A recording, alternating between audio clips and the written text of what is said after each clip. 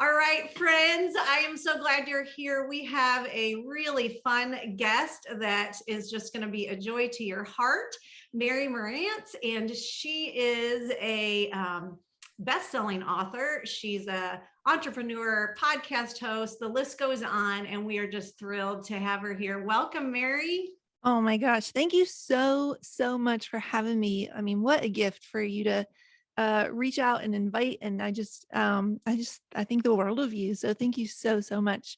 This is going to be fun. Yeah. Yes. Yeah. I'm so excited to chat with you, even though it's Yeah. online. I wish we were I face to know. face, but we're kind of I face to know. face in the tech world. We are. I So, know. It's so funny. I literally just got back from my first real trip in about 2 years. It was a retreat with some authors that are with my publisher, and I had this moment of realization, like I'm about to release my second book, and I've been in the industry for like almost 3 years, and that's the first time I've hung out with peers in person, oh, neat. which is Wow. just, I mean, that's crazy, that it Yeah, took yeah. that No, I long. haven't. I never have. And I'm a brand Yeah. newbie into it. My first book's getting ready to get released. And so yeah, that would be a blast. How fun. Did you have a good time? Such a good time. It was so needed. And it's like, we're, as we're recording this, we're coming up real fast on the launch of the second one. And so there was a moment of like, can I really like do this right now? Do I have time for this right now? But it's like one of those things you never regret. It's a very loaves and fishes kind of thing. I feel like where Right. the irony of we stop and we rest and we actually get more done. Yeah. So Yeah. And always, if you get a chance to be with some good friends and good company, especially in person, that's always a yes. It yes, should be. yes. That's right. That's right. Good, good. Well, I would just love for our audience here. We have a lot of homesteaders and farm ladies and Christian women on as our audience. And I would just love for them to get to know you and and I know you have different phases and your books go into that, but I would love Mm. just to home in. You have just such a fascinating and beautiful history, like of up, like before you went into college or Yeah. up through college. I would just love for you to share just a little bit, if you're comfortable about Of that. course. Yeah, of course.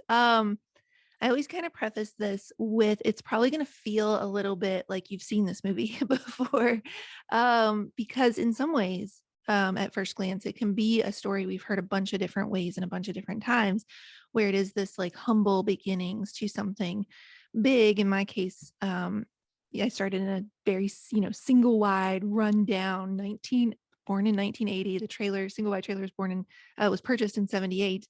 And those, surprising to no one, were not really created to go the distance. And so it became very leaky and the ceiling would start to crumble. I would say my people are the people who know what drywall on a ceiling looks like, that moment before it gives way in a downpour, that kind of pregnant pause, swollen with possibility before those dark waters pour down. And that then ran through the particle board of the floor, where or the carpet, the living room that was right outside my bedroom, this brown shag 1970s carpet, was, you had to know how to hopscotch through that room, or you would hit a place where the particle board was gone and you'd go all the way through. And the trailer was up on cinder block, so you were going to land with a thud. That was not just a Wow. short drop. So started there. The thing to do in West Virginia in the early 80s, if you had a single wide trailer, was to build a little like, lean-to shack addition to the side that was like a second living Mhm. room, or we called it the TV room. And those were also just like whatever scraps of wood we had laying around. So all these mismatched boards, and like none of it was very pretty. Mhm. When I was a senior in high school, to my own request, and after years of begging, because when I was little, Lana, I would sit outside with like this notebook, this blue spiral bound notebook, drawing sketches of how we could build onto that trailer, how we could put up walls around it and a roof over it. And in this very, Pinocchio meets Velveteen Rabbit sort of way, like turn it into a real house. Mhm. And I had this kind of moment of like this aha epiphany moment, that never once in any of those sketches did I say that we should knock the trailer down and build from the ground up. it was Mhm. always a facade that I was putting up around the trailer, which is very much a Wow. metaphor for my Oh, life. yes. Wow, that's powerful. Yeah. Yeah. And so, born and raised 0 to 18 in that trailer. My dad's a logger. My mom cleaned houses before she left. That's a part of dirt. She left when I was 9. And eventually, fast forward, this only child, little girl, grows up and goes on to Yale Law School. And so that's what I mean by we've seen this movie before Mhm. of like humble beginnings to the Ivy League or whatever, version of success. But for me, and here's why I'm telling you that. I bet for a lot of people listening who maybe have a dream of one day writing a book or having a podcast or just sharing more of their story on Instagram captions or in Mhm. journaling, whatever the case is, I think there can be this belief of it's all been told before and it's Mhm. all been said before and by better people the world wants to pay attention to. Like, who's ever going to care about this? And so when it was time to write Dirt, I mean, like like a year before I signed my agent contract, we were talking about we were with the same agency. Mhm. Hillbilly Elegy came out, and that's literally Appalachia to Yale Law School. JD Vance was a few years after me, and there was this moment because I was 5 when I knew I wanted to write a book the first time, and I didn't write it until I was 40. There's that moment of you have missed your window. Yeah. You have missed your opportunity. It's too late. So that's another voice probably a lot of people listening have in their heads.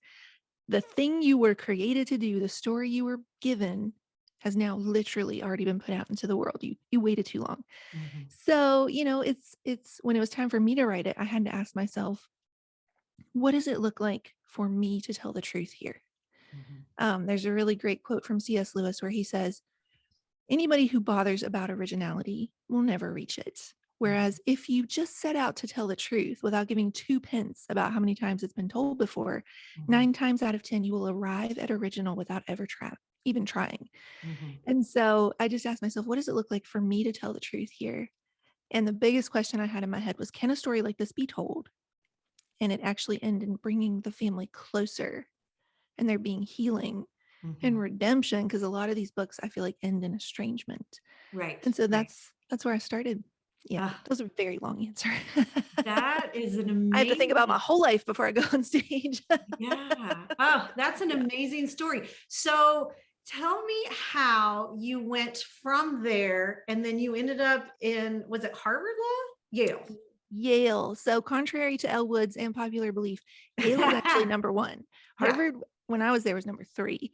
Okay. Um, yeah, no, yeah, it's Yale. And if you watch that movie again, if you watch Legally Blonde, I which like love that let's all movie. just watch that movie again. I'm embarrassed to admit that, but No very way. good. That's amazing. That's an amazing movie. You'll see a little reference to how Warner's more successful older brother is at Yale. And that's what that's Okay. talking about. There Yeah. you go. Yeah. Love the rivalry, right? That's right. So That's right. how did you end up there? Oh man. Oh, That's that's hard. the That's hard to get into. it's very hard to get into. It's the hardest to get into, I would argue, because not only, like I said, it was number 1. It is number 1 and has been number 1 for pretty much since the rankings came out. Part of the reason for that is because it is such a small class size. So not only is it very competitive, but it's Harvard, I think when I was there, took about 550 and we took 180. Wow. So it was very, very challenging to get in. And the funny part of the story is that I didn't actually personally even send in my application Oh, wow. because I thought it was pointless. At the time I was applying to law school, which was 2002 into 2003. I don't know if they just didn't exist yet or I didn't know about them, but I was not aware of these programs that will waive application fees because they're desiring to get a more economically diverse population Mhm. as well. And so for every application I sent in, it was like $85, $85, $100, Right. whatever. Right. Oh, yeah. Yeah. And we'd already done something like 12 or 13 applications. And I was like, why don't I just light this $100 bill on fire Right. rather than sending it into Yale and Harvard? And what happened was that the boy that I was dating at the time, and he's now still a good friend of mine named Josh, actually like took all the other pieces from my other applications. And then Yale in particular also required one more additional like 250-word essay. And he made me write it, and he actually wrote the check and Ugh, sent it in. And bless his so, heart. Goodness. yeah, I think like we should never underestimate that it is often the people who are seeing other people and who are working behind the scenes that actually change lives, Yeah, you know? absolutely. Yeah, that So sounds like yeah, a God thing to me. yeah, 100%, 100%. And so, I think you asked the question, how does that happen? How do you end up at Yale? And I think there's two sides to that I just want to briefly address. One of them is when I say, okay, if Yale is the final domino falling, if getting that call, getting that, acceptance moment is the final domino falling, like let's work backwards and trace the whole curvy, twisty trail Mhm. back to what's the first domino that fell? And as near as I've been able to figure out, it's this. My dad and I, and you see this in my first book, Dirt, which very much parallels this story. We, it actually kind of like unfolds these two parallel storylines, is what I mean to say. So my dad and I were both born into the same yard. My Mhm. grandma Goldie's house was right in front of ours, and they parked the trailer on the back of her lot. Mhm. Same yard, same elementary school, same Sunday school, same Oh, neighborhood. So mhm. we're starting out very much the same way. And my dad was 12 years old when he went to work in the woods the first time. And so he very quickly saw that if something didn't change, we were on the same path. Not necessarily that I would go work in the woods, but that there were going to be very Something limited similar. options. Right, right. And so he started in the 1980s. There were these workbooks that were on the racks in the grocery store, like buy the bubble yum. And Mhm. they were like these, I can see them in my head as clear as day. They were these like very cheesy dot matrix 1980s, child of the 80s printing, where like they would use like X's and exclamation points to form a picture. And so it was like Mhm. a child, like a boy's face on the cover made out of all these symbols. And you could do reading and you could do math, and the assumption was you would get whatever grade level your kid was about to go into, to Okay. help prepare them. And so I think that they were maybe part of some sort of like Appalachian education kind of program. I'm not sure. Or they may have just been everywhere. I'm not sure. But we started in kindergarten, Mhm. getting ready when I was 4, getting ready to go into kindergarten the following fall.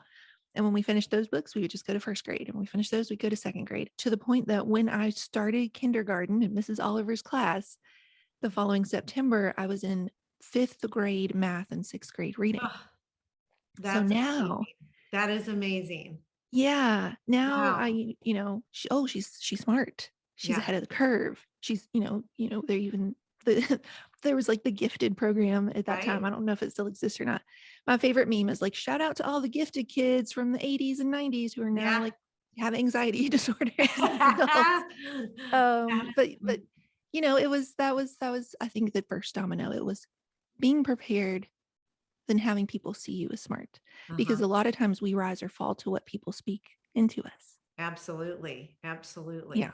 Yeah. Well, and kudos to your dad for getting that to you and having you do those, because a lot of times, they wouldn't care, they wouldn't see that in you. So Yeah. that's amazing. So tell me how, okay, so you have this amazing, fascinating story of your background. Moving into adulthood, you've done all these things. You're a podcast host, an entrepreneur, and best-selling author, coming out with another book, all these things. Tell us how you got from the college piece to doing all these other things. Yeah. Yeah. So I, did my undergrad at West Virginia University, which was like a huge deal. I almost didn't apply there. I thought I was going to fail out because I was going from a town that was maybe like, if you brought everybody down from the mountains, it was like 2,000 people, and WVU had 22,000 students. So Wow. I assumed I will be number 22,001 in terms of the rankings, and I will fail out because where you start is directly reflective of how you will do. If you start small in the world, you'll stay small in the world. And so I would say that WVU began to become a pivoting point in my life where I could kind of see what was possible. I was on the debate team, and we were talking about global issues and taking global organizations as a class, things like that. And I said like the flip side of getting into law school was I applied to all these schools, got some early decisions around Christmas time. I had already sent in my housing and financial aid forms and was set to go to another school. And my dad, again, this big character, kept asking. I was in England at the time doing a study abroad. He kept calling and saying, "Hey, like, what about Harvard and Yale? What about Harvard and Yale? What about Harvard and Yale?" And I snapped at him finally one day and said, "Listen, this is a really good school that I'm going to. Like, can't that be enough? Can't that just be good enough? Mhm. Like, Harvard and Yale are never going to happen. It's never going to happen. Just like stop already." And he said, "Oh, that's interesting. because they called the house. Yale had called the house.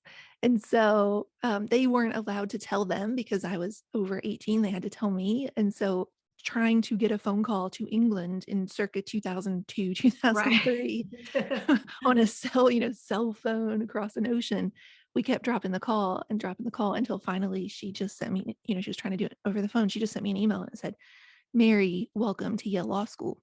And so I tell you all of that because it was truly this like, cue the credits, rise the score, like Rudy got to play in the football game, whatever.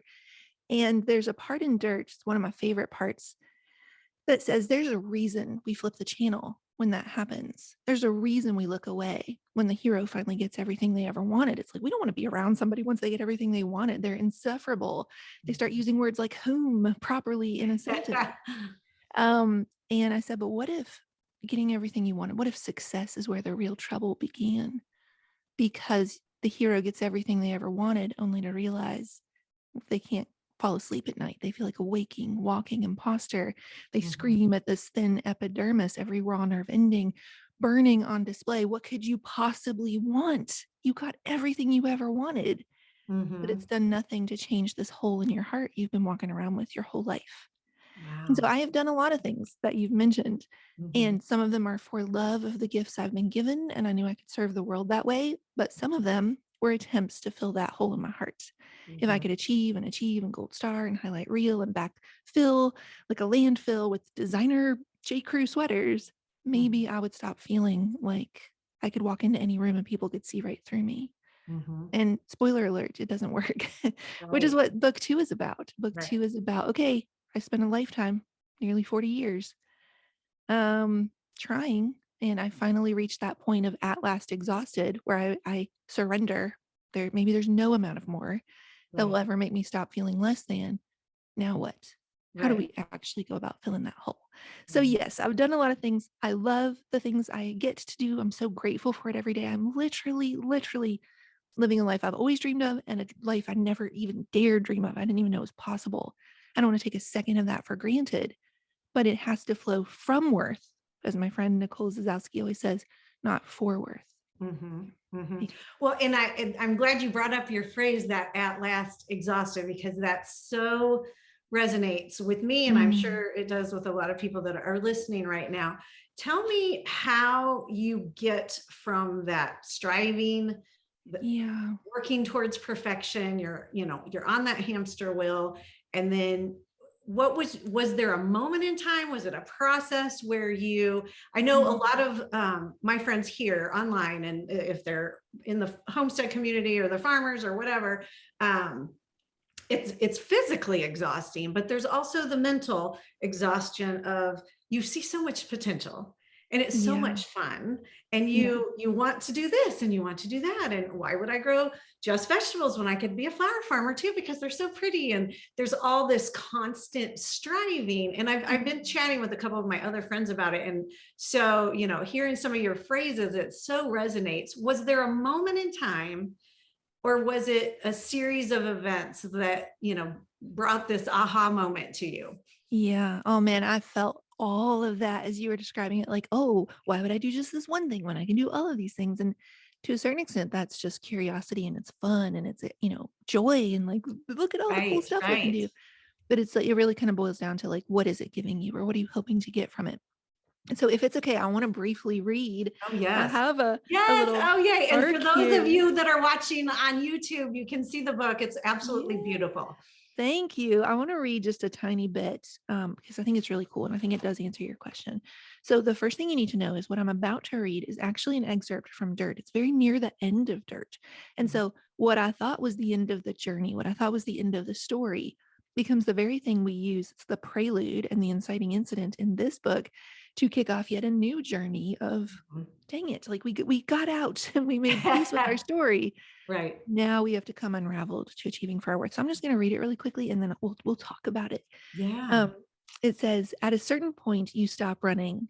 Breathless and at last exhausted, you double over at the pain of a lifetime spent proving. You've run so hard for so long. You've gone so far out into the world only to keep finding yourself back at the beginning. You have spent a lifetime starting over, breaking loose to run free, only to be taken captive again and again. This one truth always dragging, always clawing at your heels, like the heavy chains you never asked to bear. No matter how hard you run, you can't outrun you. So you crawl there for a while, panting through the pain, and then you curl up in surrender and rest your face on the cool, hard ground. Death to this old life you once knew, a mourning of what was lost before the thrill of hope takes flight, a dying of self to become a new thing, this time one with both roots and wings. God set me free of me. And then I say on the next page, our story begins as all great stories do with our inciting incident. It is the literary darling of most writers, both for setting in motion the telling of a powerful story, but also for doing something that we hope will leave the protagonist forever changed by the end. It divides us into a before and an after. Like my friend Hannah Brencher calls that a Sharpie mark slashing through the calendar. We are all just one Sharpie mark away from having our lives forever divided in two. We are standing on the precipice of our after. Our inciting incident is this: breathless and at last exhausted. Are you ready to stop all this running from your own story yet? Now the real work can begin. And I was like skipping through there a little bit. There's So stuff in the beautiful. Oh my middle. goodness. So I have goosebumps. Uh, And it thank was one you. of your excerpts that I saw that I was like, who is this person? She's speaking to me. Yes. Who is I this? love that. Okay, so tell me a little bit more about that. Yeah. Well, the first thing I want everybody to hear is the reason why At Last Exhausted is actually, this is becoming, I'm not even going to like, I'm giving a little bit of good stuff away here, but we are actually really doing some fun stuff with the At Last Exhausted. We are doing a print of, let me just, it's in black and white in this book. It's in color in the real one. But this is, so the book is filled with photography that my husband Justin and I took of these like ballerinas and masked Oh, women and tightrope walkers. And so this beautiful. is in color and we're going to, mat it and I'm going to sign it. It's going to be limited Such a edition good idea. and it's going to be, we're going to send it out to people as the At Last Exhausted kind of reminder on your wall. That's actually a beautiful place to arrive because really another way of saying that is surrender. It's arriving at surrender. But to be honest with you, to a certain extent, anybody listening, you cannot take my word for it. You can't. To a certain extent, you have to experience it for yourself. I always compare it to talking about burnout with new business owners. So when Justin and I were new business owners, there were more experienced people who would say to us, y'all got to slow down. You're going too fast. You're doing too much. You're going to burn out. And we were always like, okay, maybe that's true for you, but you don't know like how hard we can go. Like we'll sleep when we're dead. You're not us. Not us. We can grind. We're We can tougher than hustle. most, right? Right. We're tougher than most. We got grit. I'm from Appalachia. Like maybe I just have more than you. I don't know. And then you hit that place of burnout. And to be clear, burnout is not coasting off to the side of the road because the tank ran out of gas. It's more like 100 miles an hour down the highway and the transmission falls out and then you hit a brick wall. It's a hard stop. And so then you try to tell other new business owners once you're the seasoned, old people in the industry, and they're like, oh, maybe for you, grandma, but like I got more grit than you do. So to a certain extent, anybody listening will have to be reaching that place of, I have run for a lifetime. I have tried for a lifetime. I've gotten the pretty kitchen. I've gotten the Pinterest board outfits. I've go on the vacations, whatever the case may be, of that beautiful quote unquote good life that something when you were little told you needed to have. I mean, I live in Connecticut and we have golden retrievers, not in any small part or in no small part. I'm not really sure how to word that in a very large way because of, Who's the Boss? They lived in Connecticut and they had golden retrievers on Full House. Like I was raised by the television and the television told me this is the good life. So I'm being a little bit, funny there. That But is a good life, though. it really, I mean, it's Golden not bad. retrievers. I'm not going to That's a lie. good life. It really, I mean, they are the best. I'm not going to lie. They are. But all of us, whether it was a friend who had more than we did or the popular kids at school or something we saw on TV, we got an image of who we needed to be if we were going to escape where we were. So we've chased it and we've built it and it's here. And I say in the first entry of the book, we have everything we ever dreamed of, But if that littlest version of us came and sat on the couch beside us with her skin knees and her wild tangled mess of hair, she would look in our exhausted eyes that are mirror reflections of her own and ask the question we have been asking ourselves for far too long now. What happened to you? Mhm. What happened to you? Right. Because we chased Where's it. that childlike wonder, the Where did we joy? go? Yeah. Yeah. Yeah. And so that's what I mean is you kind of have to get there a little bit, or at least Mhm. begin to be feeling it in Right. order for this book to do the work it needs to. Because if you're Yeah. still convincing yourself there's a sweater or an SUV or a vacation or an any fill in the blank you can take that's going to make you feel like a whole person, then you're not ready for this book yet. And I Right. certainly wasn't a few years ago. Yeah. So, I mean, I'm being dramatic because my hope is that most people are reaching that place where it's none of it's worked. Yeah. None of it's worked. Yeah. And do you find that it's a constant struggle? I'm just looking at my life, and I would say, you think, maybe 10, 15 years ago, I kind of gave up the fancy purses and the fancy cars and that, and we wanted the simple lifestyle. And so I kind of felt like I had it together, and I, Mhm. whatever the word is, conquered my demons or my issues. And I know perfection, I don't like that word. And kind of, I thought I had conquered it. And then you move on and your kids start moving out, and then you have more time, and then life is good, and then there's all these opportunities. I've been a stay-at-home mom for all these years, and I could do this, I could do that. And then with the farm life, it's, I could have goats, but I really want a miniature donkey. And so I feel like, even though when sometimes you think you've come to that at last, you've dealt with your issues, you've pared down your life, you simplified it, you made it purposeful and intentional. It's like every couple of years, I feel myself kind of spiral back into that. And I A have to 100%. literally, like, okay, I'm taking sabbatical from social media. I'm getting off Pinterest, getting with Jesus. Lord help me, Yeah. I need more Jesus. And I feel like I should already have this down pat, Yes. and I think I do. And then it kind of creeps back up. Have you noticed that? Do you see that a lot? Day by day. It Mhm. is a day. Like I say that in the book. I said, we do not give up achieving for our worth once and then we're done. It's like anything we're addicted to, it is one day at a time, Yeah, true. So over true. and over and over. And actually, something I think you're really going to resonate with this. Something that it was like a little side conversation, 7:30 in the morning, one of the days, like not a lot of people were there yet. And there were four of us sitting around. And we were talking about the retreat center has this labyrinth that you can walk through in the back property. And one of the ladies, Jen Giles Kemper, was saying, I think a lot of us feel like life should be this linear climb where it's just a perpetual ascension into Mhm. becoming the person we're supposed to be. She said, but for me, I really like the visual of the labyrinth a lot more because as you're going, there are moments when you feel like you're turning back on yourself or you're getting further from the center where the goal is to finally arrive, or you feel like you have to double back or repeat yourself. She said, but the truth is, when you think about a labyrinth, there really is only one path through. Mhm. And those moments when you're coming away from center and it feels like you're coming further from the person you were always meant to be, that was always part of the journey. Mhm. And I said to her, man, I love that. And I hate that because there's a part of me that has always wished that I could lock in on center like Maverick in Top Gun when he goes to guns, Right. and just like radio, like Yes. radar focus in and stay there and just be there for the rest of my life. Like I want to be solid. I want to have arrived at wisdom and like all of this other stuff falls away. And there's a whole throughout the book, I introduced these 5 different characters that are different, yet somehow all the same versions of the woman who is always performing.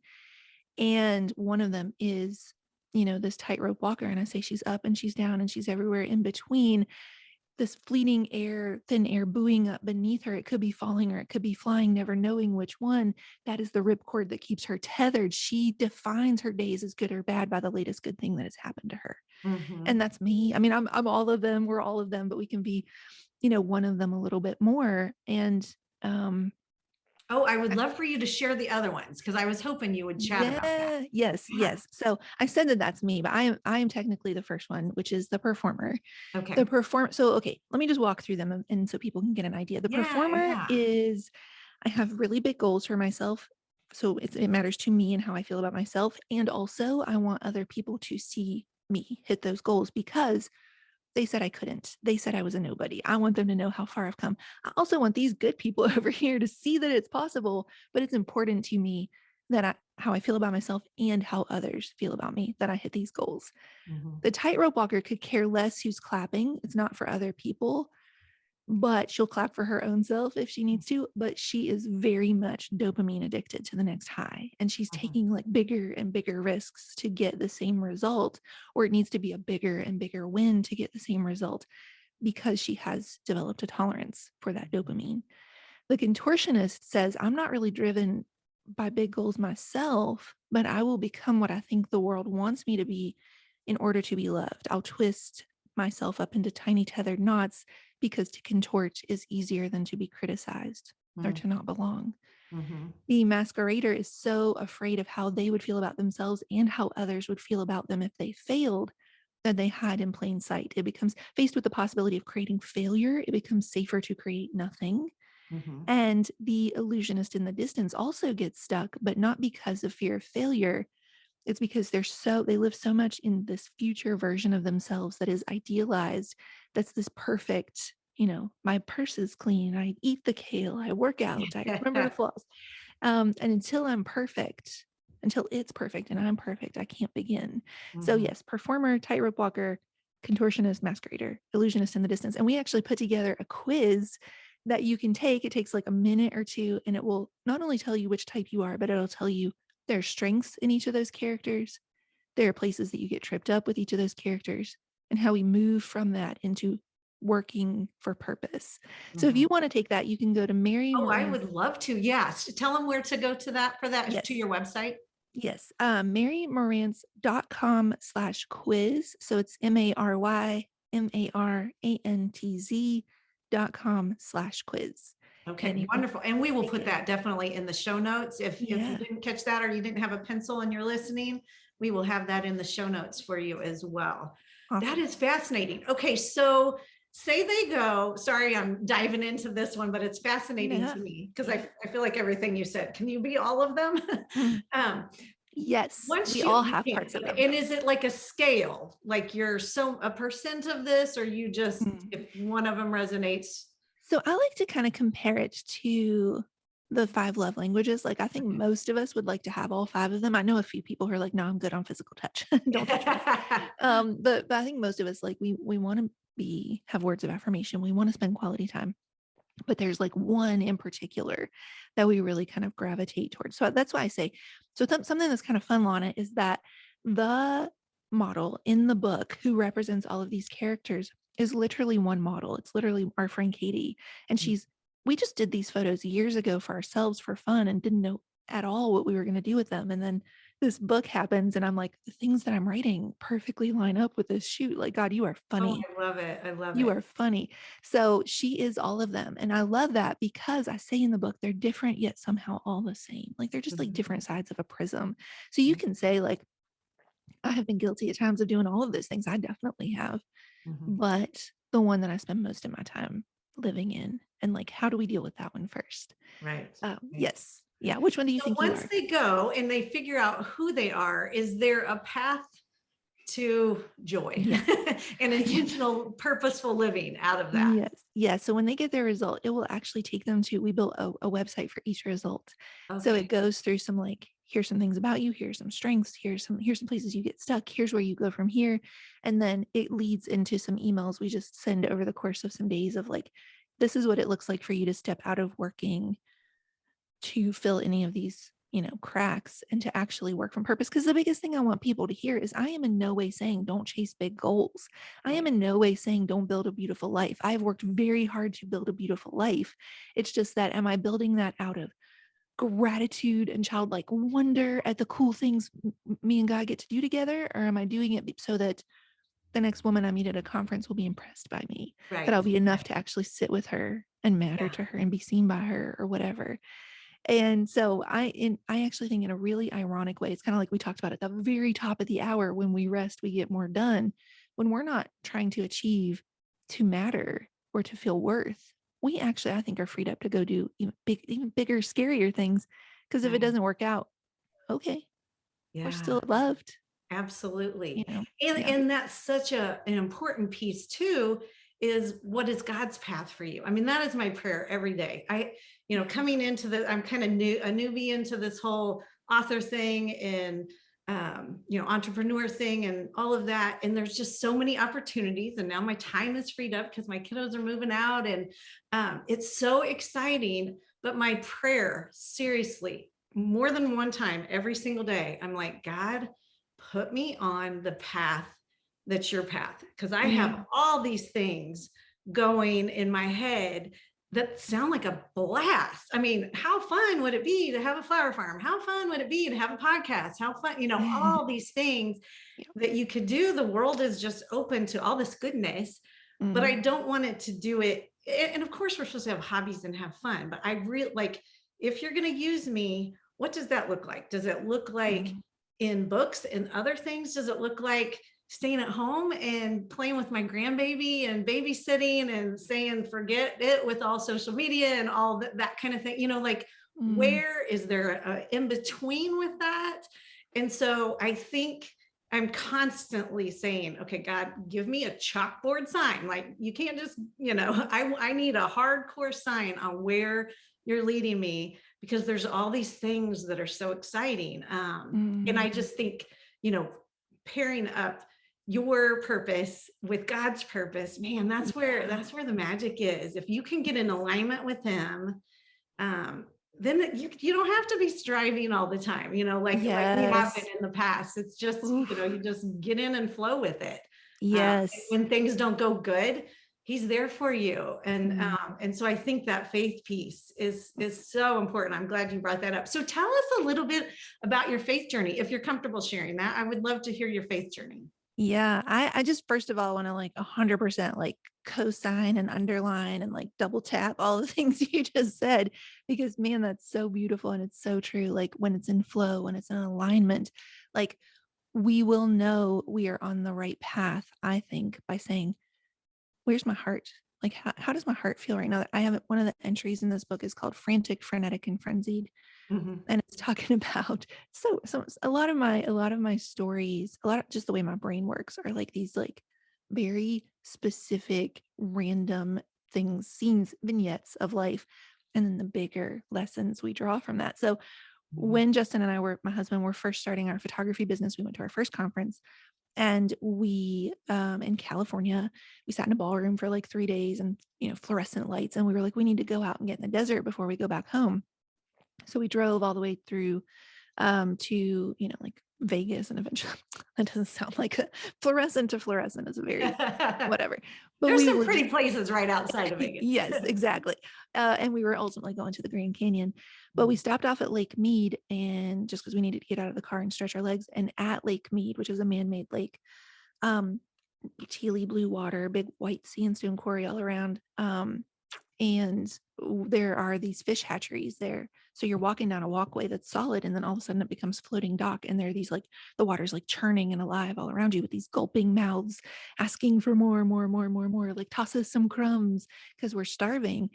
And we remember, like, we were just so viscerally impacted by that, because we're like, if they turned around, there are these wild things in captivity. If they just turned around, there's this whole expanse of freedom and Mhm. the place they were created for behind them. But we all get focused one direction, and we're flopping all over each other just for like our share of the crumbs. Mhm. So for 15 years in our business, when I feel my heart going like that, and you do start to feel that, like, that person's launching their book this way, I better go do that. Right. Right. If my heart is frantic or frenzied or frenetic, there's a good chance freedom is behind me. Mhm. If my heart is frantic, That's frenzied, or good. frenetic, there's a good chance freedom is behind me. And Mhm. I've just gotten focused on chasing what the world's chasing. So Mhm. I think that's really good. I just wanted to get that in there because I loved what you're saying That there. is Like, so good. So good. Yeah. my faith journey right here, Lana, this is what it is. When I was the littlest I can remember, 4 and 5, my first conversations with God, I remember experiencing him as being in the trailer, being in my bedroom. So, it's a single wide trailer. The two bedrooms are on the opposite ends. Mhm. And so my bed was pushed up against these like 3 aluminum, almost like wall sized windows. And I remember like staring out at the stars because it's dark on the mountain. I say like it's just the light on in my grandma Goldie's house next door. We were but a firefly, which I know you love, in a vast distant sky. And I felt like God would draw down close enough to leave fog marks on the glass. And I felt like he spoke to me as a little girl Mhm. about the places that I was going to go, and that he was going to use this story, and that he was giving me a gift of words. And that Mhm. sounds, crazy to say out loud, but I do Well, but he remember this did. conversation. That's clear. We all know that. Um, and I just experienced him as a friend, and close and Mhm. safe. And then you start to get a little older, and you start to, and this is not a criticism of the church, but you start to go through different churches, and you start to learn different aspects of him.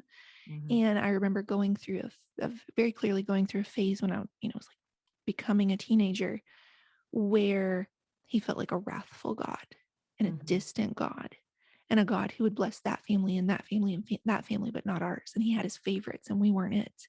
Mhm. And, feeling like, I remember getting baptized in that church when I was 15, and coming out of that water, and it being less about being born new in God, and more like I was no longer Bess, and I was more Baptist. I could be like Mm. that Baptist family that was taking me to that church, who had the nice car and the nice house. And Mhm. so I think I went through this, like, I started close to him, and I went through this very distant, and this, like, I have to perform, and I have to achieve, and I have to not even be a person who needs prayer, because I don't want you to feel like you wasted your sacrifice on me. I want to, like, always have it Right. together, and be perfect before you, so you don't regret the sacrifice. Yeah. To, like, a really, like, a long way around, like, distancing, only to return to finally, as a 40-year-old woman, where I, wrote dirt and did this unraveling of, like, the little me and the adult me, and how they can finally kind of, instead of being these two versions of me in the same body, they can actually, like, reintegrate as one, sitting on the floor in childlike wonder, cross-legged, so close that our knees almost touch. God could play the hand slap game with me if he wanted to, but Mhm. instead he counts every hair on my head. Mhm. And there's this part in Dirt, that makes me very emotional, where I talk about, like, confessing every shame and every failure and every way I've tried and failed to find belonging. And he just puts a cool hand on my forehead, and the pain begins to reside.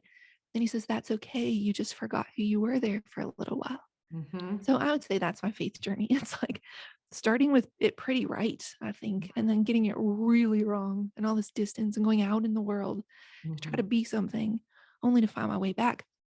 And I will add this, Lana, because I think it's important, is that Ian Morgan Cron was on my show about a year ago, and he said, I think that the first half of our life is like the parable of the talents, where we go out in the world with our gifts and we try to make a profit. But Mhm. the second half of our life is the parable of the prodigal son. We're all just trying to find our way back home. Oh, And so man, good. when he said that, I burst into tears on my Yes. own show. Like, we had to pause so I could get a paper towel and blow my nose, Right. because it was just like a pinprick to a water balloon of Yeah. exactly what my life has been. And I Yeah. think when you face that, there can be a certain period of grief of how Mhm. much of your life you have just been spinning.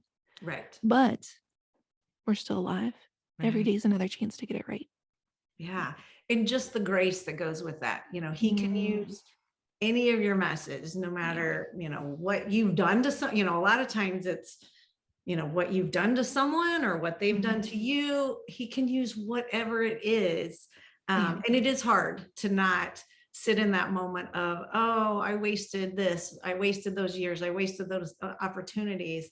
But Yeah. his grace just covers it all. Mhm. It's just, that's such a beautiful story. And of course, I love the firefly story. So Yes. so growing up in the mountains, it sounded like just a beautiful view. And were you out in nature quite a bit, or? Yeah, I mean, it's funny. There's so many parts of the state that are beautiful. There are so many parts where I'm from that are beautiful, but exactly where I was on the top of the mountain, it was, when I say that, it can be like, oh, so you imagine looking out and seeing other mountains, but it wasn't like that. It was like you looked out and you saw deep, dark woods all around you. So it was not like vast expanses. It was more like brutal surroundings, brutal yet haunting, yet Oh yeah, alluring, yet, absolutely. all of those If you're things. stuck out there by yourself in the elements or Yeah. something, that's scary. And yeah, and I was very much a child of the 80s, which I think is like we were a bunch of feral cats.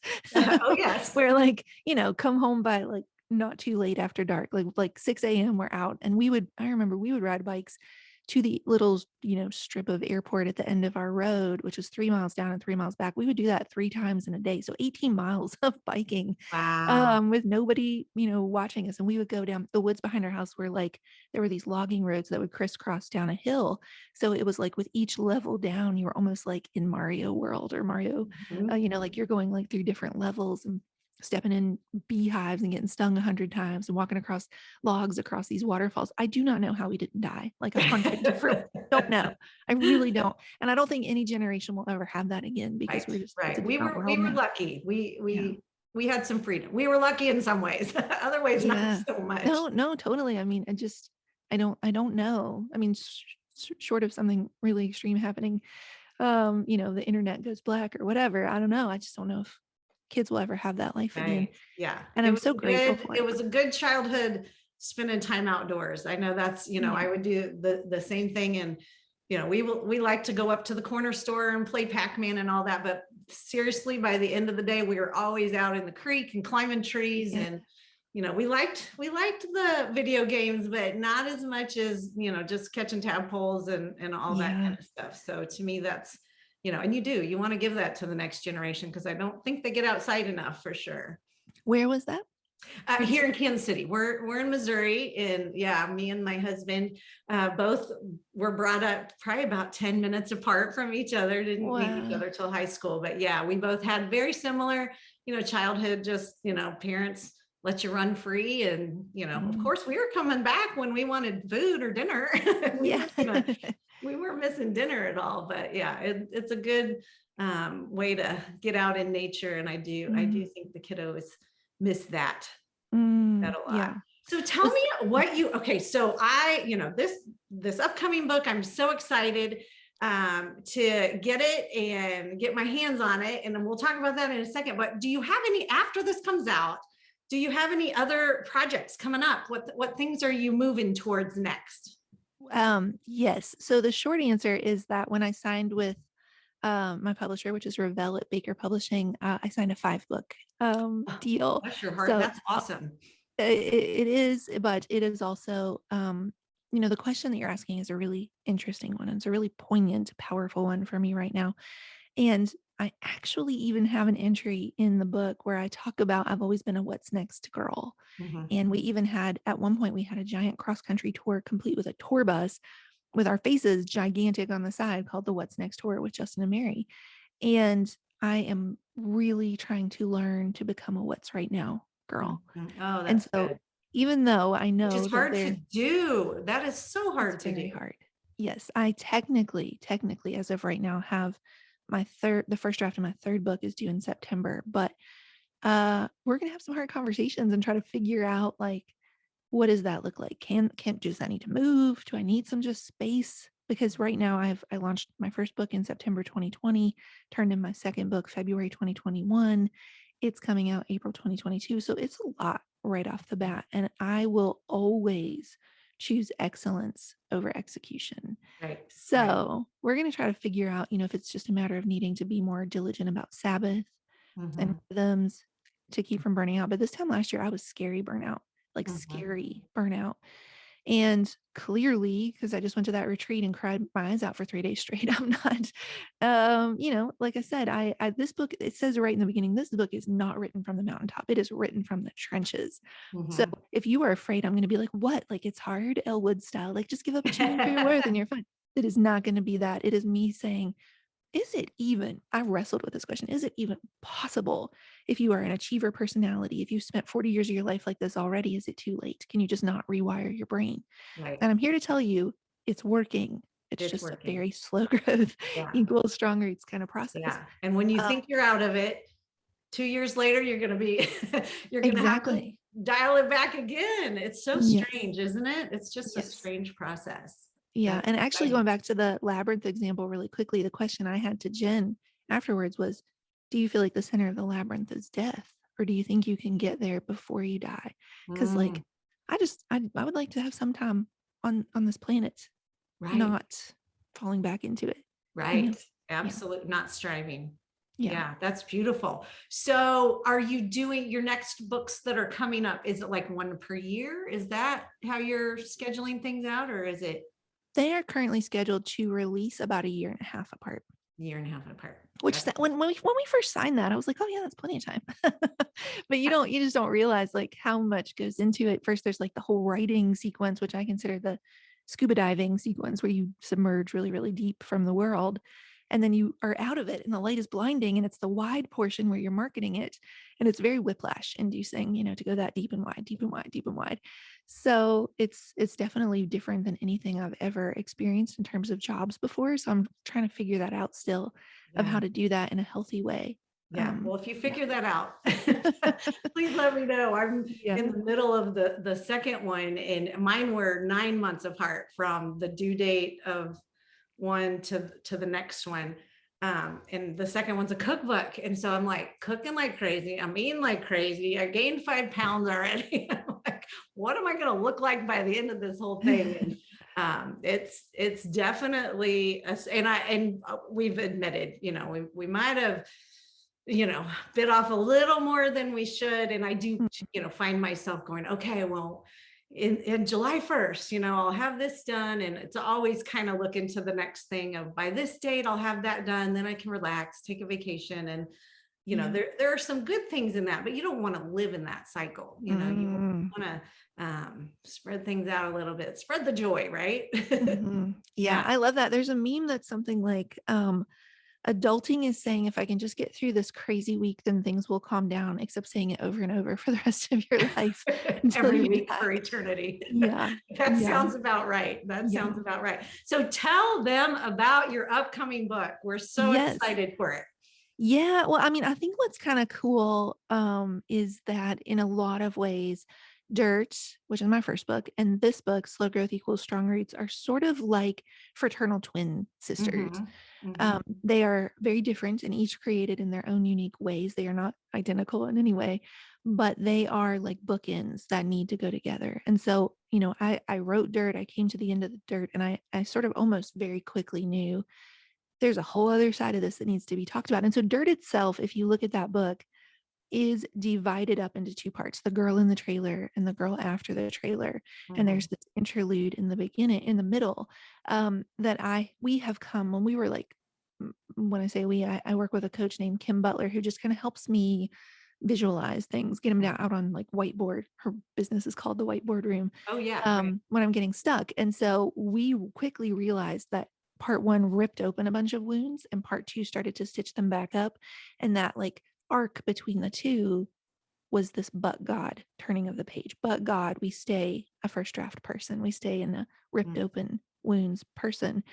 And so so that's already divided into two parts, but in a lot of ways, in a very cool, didn't necessarily see it coming, but now it makes so much sense. It was always meant to be this way, is that if Dirt, which is very much the photo of that's the actual trailer I grew up in. My husband Justin took that photo. It's stark, it's black and white. It's, it's got mud, dust, and fingerprints and smudges on the cover.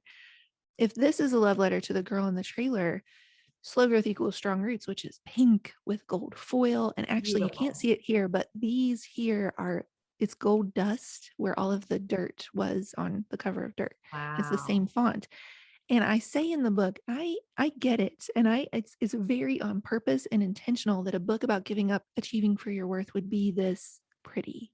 Right. Because it's the book I would have picked up 6 years ago, 5 years ago, at the height of my achieving for my worth. I would have bought it because of how it made me feel to have that on my desk and in my office and in my life. It's so pretty. And then it would have been like the hook to get me to actually read the words I needed to hear. Right. And so they're sort of visual representations of the girl in the trailer and the girl after, right? Let's put on this very pretty facade, this very pretty visual to the outside world that is not wrong.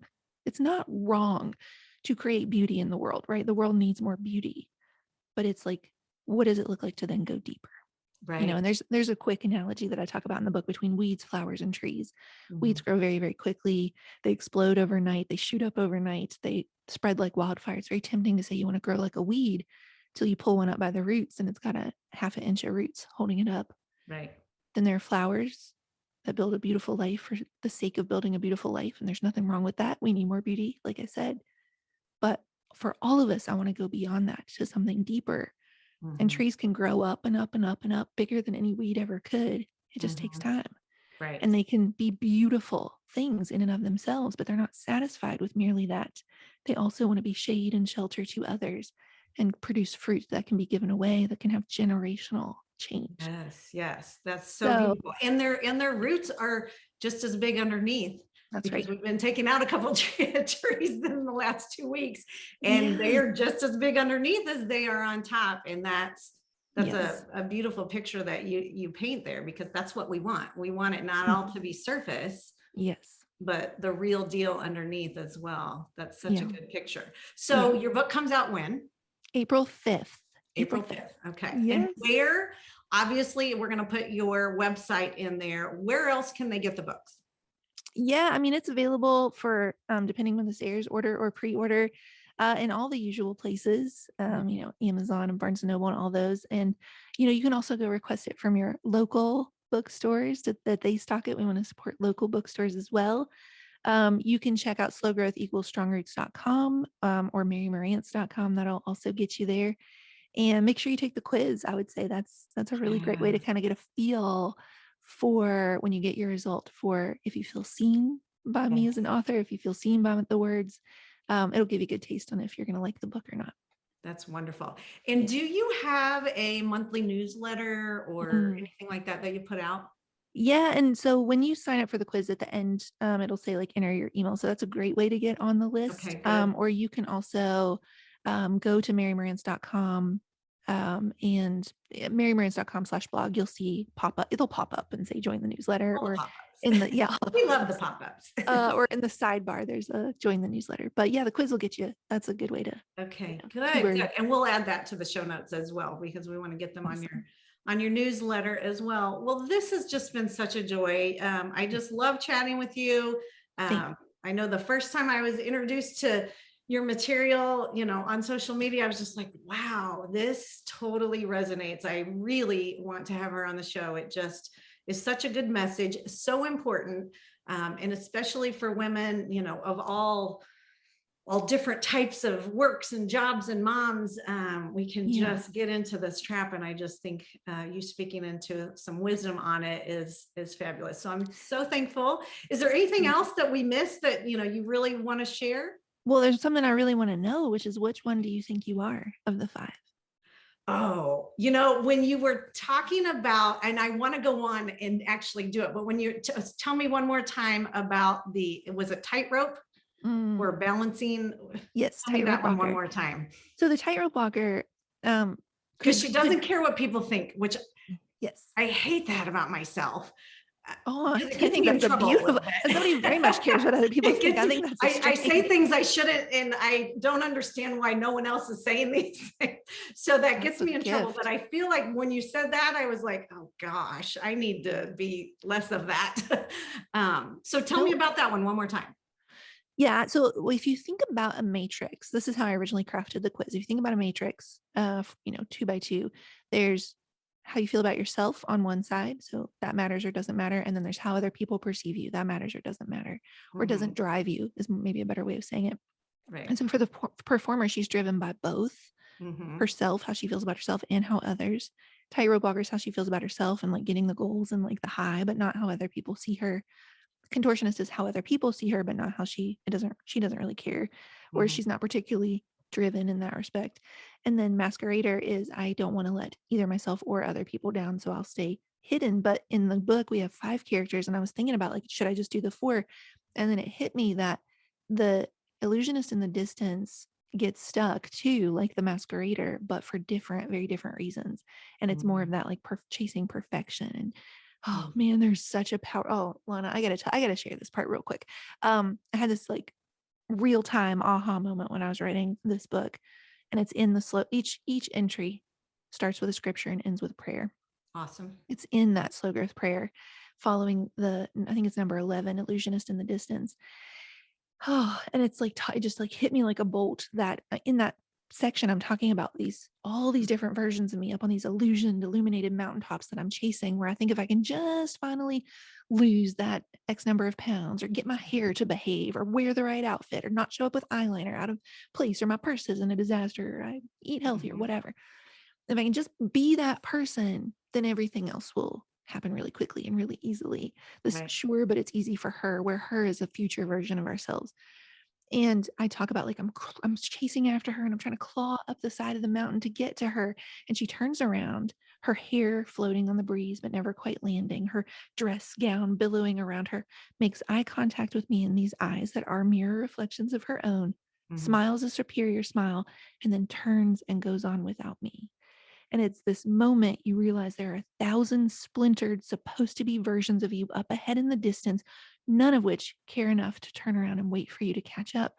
And the aha moment that I had was that while these future versions of me are doing that to grown up Mary, for a lifetime, I've been doing that to little Mary, trying to leave Oh, her behind, trying to yeah. look down upon her, trying to be something better than her. So, Wow. yeah, yeah, That is good. yeah, That yeah, is so good. That is so, so good. And I'm going to get on there because I'm confused on which one yeah. I am. I Yes, kind of have an idea which one I am, but yeah, I'm going to check it out. So yeah, I'm excited to do that. yeah, Well, Mary, thanks for coming on. You have been such a joy. Friends, go out, check out her book. And if you're not following her on Instagram, it's just her name. Um, go on there and do that, because that's where I actually just kind of randomly ran across one of her posts. I was like, who is this person that's speaking to me? And I will just say that never happens. wow. It's hard to impress me. Most of the time I'm just like, oh, whatever, whatever, whatever. And that was like, wow, she is speaking right at me. So Thank I you. hope my friends here online will go give you a follow on. And where is your main place online? Is it Instagram? Obviously Mm, your website, but is it Instagram? Are you a yeah, Twitter person or I'm YouTube? not. No, we have just started on YouTube, but yeah, I would say Instagram. Like, come send me a DM if you Yeah. listen to this, and we'll say hi, talk about it, Okay. figure out Well, which one of the five you are. Yeah, all of them. yes, and I will let you know. I will Good. tell you when I figure out mine. So for sure. Yeah, All right. Well, thanks, Mary, for coming, and we will put all your links and things in the show notes so people can check you out. And this has been a joy, and yeah, we would love to have you on whenever you do your next one, whether that's a year or two from now. yeah. I would It's love been a that. joy chatting with you. So, Yeah, all right, thank you. friends, thank you, and have a fabulous evening.